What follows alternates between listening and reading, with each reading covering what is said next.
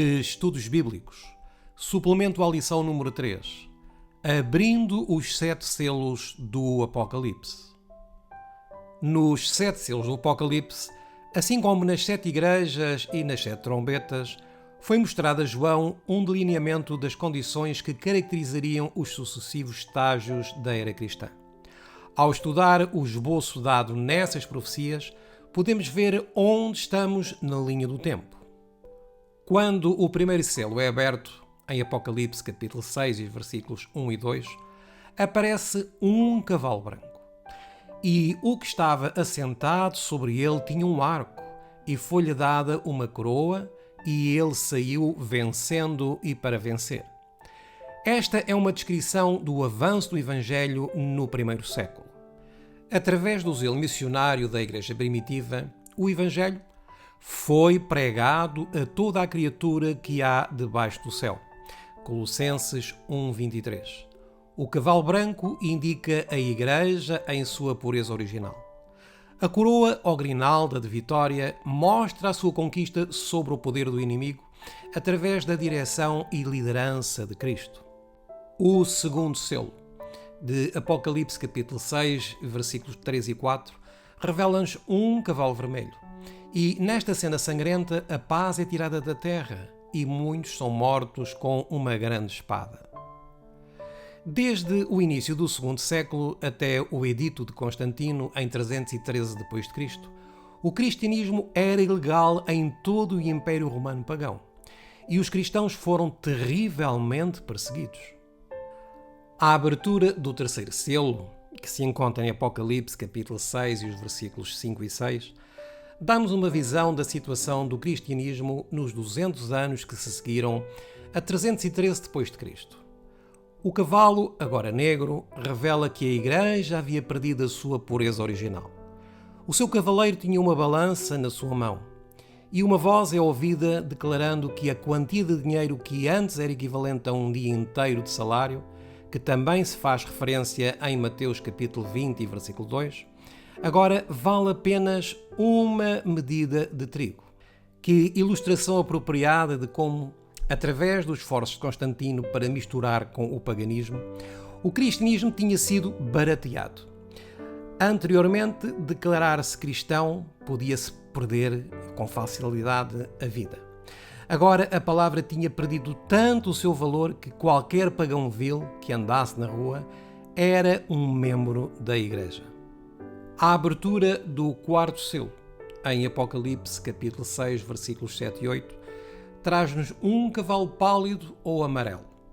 Aqui está uma igreja sem vida e pálida, e a sua religião é uma mistura de verdade e erro. O seu cavaleiro é a morte, e a sepultura vem logo atrás. Isto representa o período da Idade das Trevas, durante o qual a centelha da verdadeira piedade foi quase inteiramente extinta pela mão arrogante dos representantes da Igreja. E foi-lhes dado poder para matar a quarta parte da terra, com espada e com fome e com mortandade e com as feras da terra. A tribulação daqueles dias foi tão terrível que Jesus disse: se aqueles dias não fossem abreviados, nenhuma carne se salvaria. Mateus 24, 22. Quando o quinto selo é aberto, em Apocalipse 6, dos versículos 9 a 11, a situação muda. A morte acumulada de milhões de pessoas do povo de Deus durante séculos de opressão é agora retratada como um clamor de a Deus, pedindo justiça. Até quando, ó verdadeiro e santo dominador, não julgas e vingas o nosso sangue dos que habitam sobre a terra? A resposta é dada que os mortos repousem ainda por um pouco de tempo. Os primeiros 5 selos levaram-nos desde o primeiro século até meados de 1700.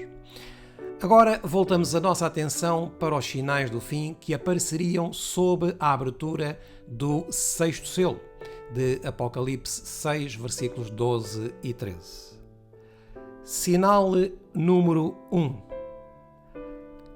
1 de novembro de 1755. Eis que houve um grande tremor de terra. Apocalipse 6:12. Provavelmente o mais famoso de todos os terremotos é o que destruiu Lisboa a 1 de novembro de 1755. Houve 3 grandes terremotos. O primeiro foi o maior, às 9h40 da manhã, às 10 horas da manhã e ao meio-dia. O abalo principal durou 6 a 7 minutos, uma duração invulgarmente longa. Em 6 minutos, pelo menos 30.000 pessoas foram mortas.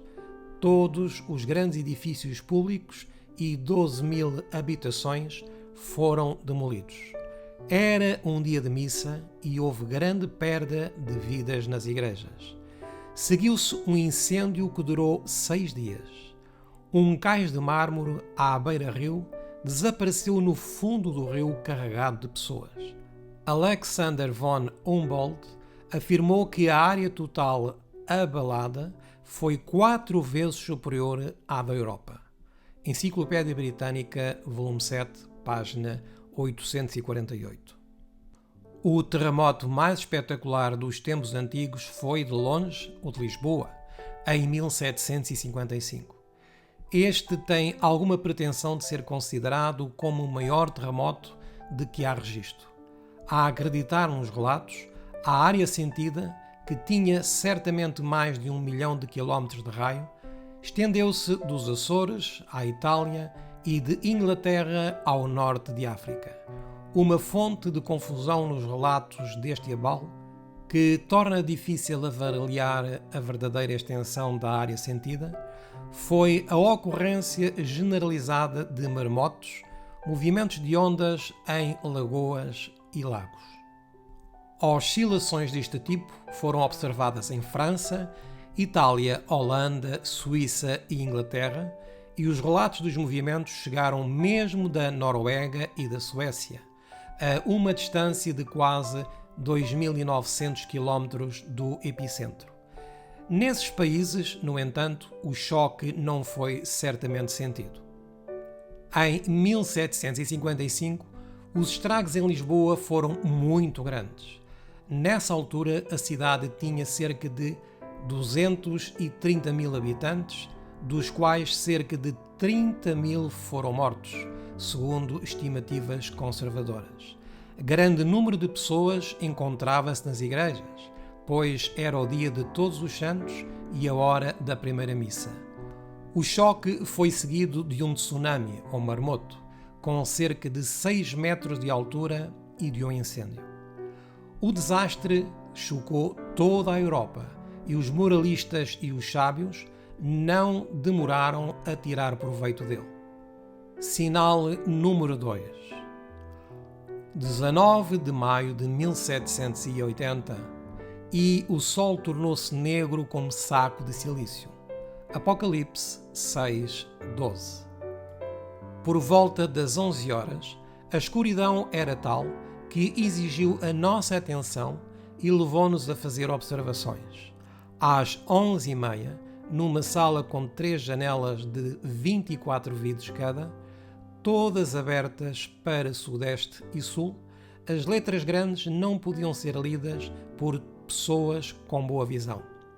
Por volta do meio-dia, estando as janelas ainda abertas, uma vela projetou uma sombra tão bem definida na parede que os perfis foram tirados com tanta facilidade como durante a noite. Entre a 1 e as 2 horas, o vento de oeste refrescou um pouco e apareceu uma claridade nesse setor. Jantámos por volta das 2, com as janelas todas abertas e 2 velas acesas sobre a mesa. No momento de maior escuridão, algumas das galinhas do monte foram para o seu poleiro. Os galos cantavam em resposta uns aos outros, como é habitual durante a noite. As galinholas, que são aves noturnas, cantavam como só fazem no escuro. Em suma, havia aparência de meia-noite ao meio-dia. As pessoas não conseguiam ler as letras comuns, determinar as horas do dia pelos seus relógios, jantar ou tratar dos seus assuntos domésticos sem a luz das velas. Em alguns locais, a escuridão era tão grande que as pessoas não conseguiam ver para ler as letras comuns ao ar livre, durante várias horas seguidas. Memórias da Academia Americana de Artes e Ciências, até ao fim do ano de 1783, volume 1 e as páginas 234-235. O dia 19 de maio de 1780 foi um dia notavelmente escuro. Acenderam-se velas em muitas casas, os pássaros silenciaram e desapareceram e os animais retiraram-se para o poleiro. A Assembleia Legislativa de Connecticut estava então em sessão em Warford. Uma opinião muito generalizada prevalecia de que o dia do juízo estava próximo. A Câmara dos Representantes, não podendo tratar dos seus assuntos, suspendeu a sessão. Uma proposta para suspender o Conselho estava sendo considerada. Quando perguntaram a opinião do coronel Abraham Davenport, ele respondeu: "Sou contra o adiamento. O dia do juízo final ou está próximo ou não está. Se não estiver, não há motivo para adiamento. Se estiver, prefiro ser encontrado cumprindo o meu dever. Desejo, portanto, que as velas sejam trazidas." Foi num dia de maio do longínquo ano de 1780 que caiu sobre a flor e a doce vida da primavera, sobre a terra fresca e o céu do meio-dia, um horror de grande escuridão. Os homens oravam e as mulheres choravam. Todos os ouvidos se aguçavam para ouvir o toque da trombeta da condenação romper o céu negro, para que a terrível face de Cristo pudesse olhar das nuvens rasgadas, não como ele olhava um convidado amoroso em Betânia, mas severo como a justiça e a lei inexorável. Enquanto isso, na velha Casa do Estado, sombrios como fantasmas, sentavam-se os legisladores de Connecticut, tremendo sob suas vestes legislativas. "É o grande dia do Senhor. Vamos suspender", disseram alguns, e então, como que de comum acordo, todos os olhos se voltaram para Abraham Davenport. Ele levantou-se, fendendo lentamente com a sua voz firme o silêncio intolerável. "Pode ser que este seja o dia do juízo que o mundo espera, mas seja ou não seja, só conheço o meu dever atual e a ordem do meu Senhor de ocupar-me até que ele venha. E assim, no posto onde ele me colocou em sua providência, eu escolho, por um lado, encontrá-lo face a face. Não um servo infiel, amedrontado de sua tarefa, mas pronto quando o Senhor da colheita chamar. E então, com toda a reverência, eu diria: deixe Deus fazer sua obra, nós cuidaremos da nossa. Tragam as velas." Talvez alguns, atribuindo uma causa natural para isso, atribuindo-a ao vapor espesso no ar, se esforcem para evitar a força de ser um sinal. Mas a mesma objeção será contra os terremotos, como sinais que Nosso Senhor expressamente menciona como tal. Da minha parte, eu realmente considero a escuridão como um dos prodígios preditos no texto, destinado à nossa admoestação e advertência. Discurso da testemunha ocular Ellen Potter, proferido em 28 de maio de 1780. Qualquer sugestão de uma causa natural não pode, de forma alguma, militar contra o significado do evento como um cumprimento profético. A explicação consagrada pelo tempo é que, 17 séculos e meio antes de ocorrer, o Salvador havia definitivamente predito esse duplo sinal, dizendo: "Ora, naqueles dias, depois daquela aflição, o sol se escurecerá e a lua não dará a sua luz." Marcos 13, 24. E esses sinais ocorreram exatamente como preditos no tempo indicado, tanto tempo antes da sua ocorrência.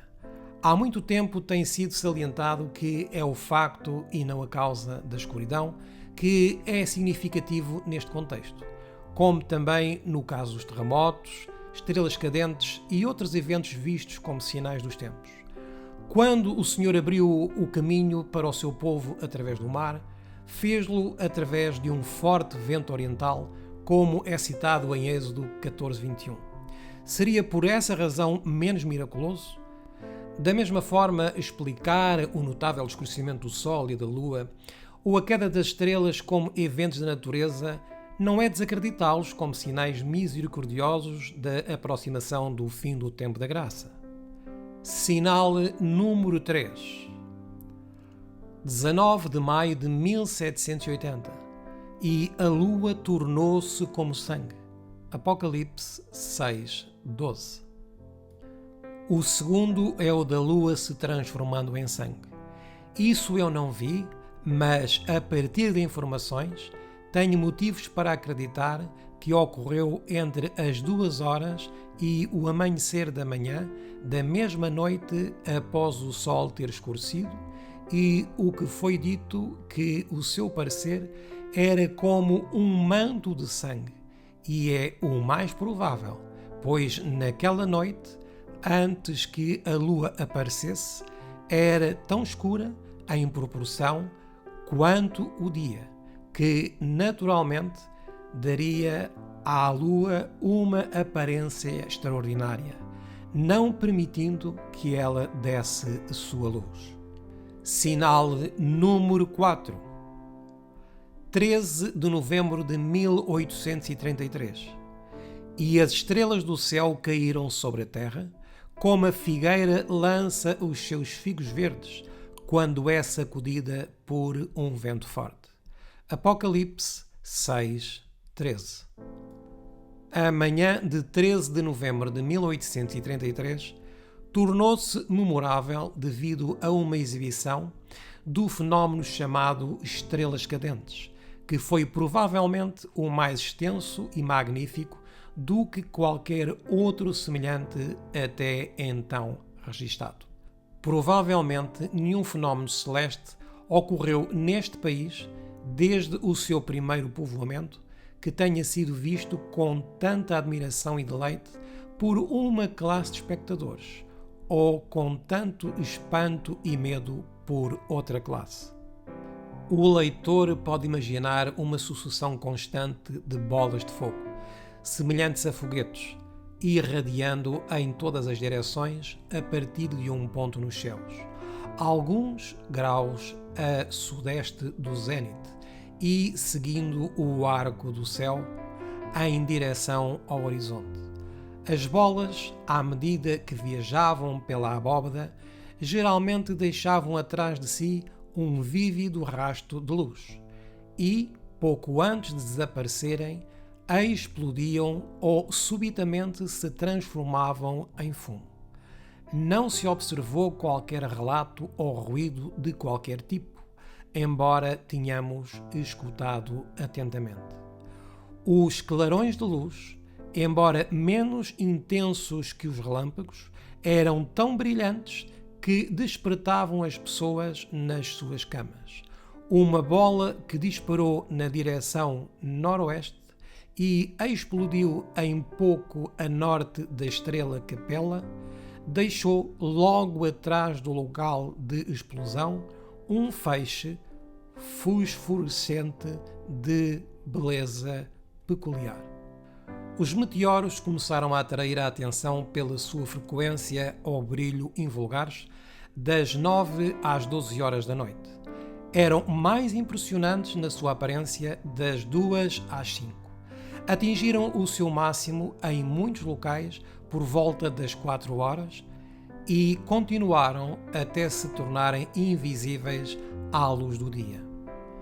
Para compreender o uso da palavra chuva em ligação com estrelas cadentes, temos que recuar até às primeiras horas da manhã de 13 de novembro de 1833, quando os habitantes deste continente, da América do Norte, foram de facto brindados com uma das mais espetaculares exibições naturais que o céu noturno produziu.